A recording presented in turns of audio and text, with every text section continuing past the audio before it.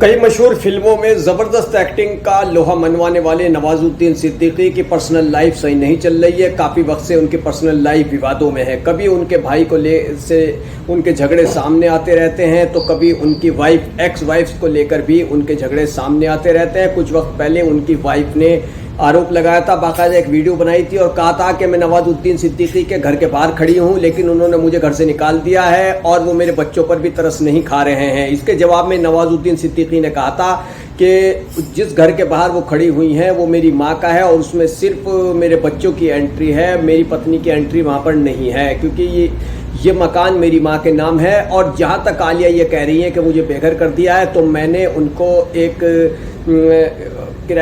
Flat लेकर के दिया था जिसे उन्होंने किराए पर दे रखा है, ऐसा नवाजुद्दीन सिद्दीकी की ओर से उस वक्त कहा गया था। लेकिन अब इस मामले में एक और मोड़ आ गया है। नवाजुद्दीन सिद्दीकी ने अपने भाई और अपनी एक्स वाइफ आलिया पर 100 करोड़ का मानहानि का मुकदमा किया है। उन्होंने 100 करोड़ रुपए हर्जाने की मांग की है।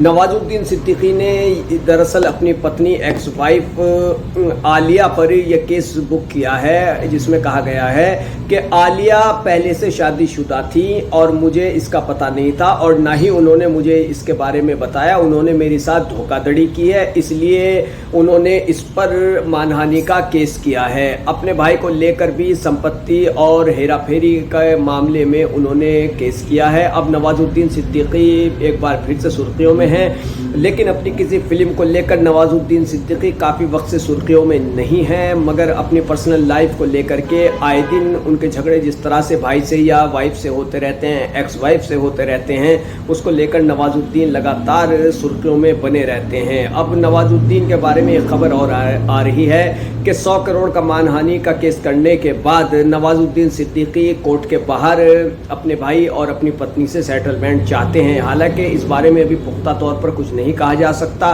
लेकिन ये मीडिया में खबरें चल रही हैं कि नवाजुद्दीन सिद्दीकी ने 100 करोड़ रुपए का मानहानि का केस दायर करने के बाद अब अपनी पत्नी और भाई से कोर्ट के बाहर सेटलमेंट की बात भी कही है कि बाहर ही मामले का निपटारा हो जाए।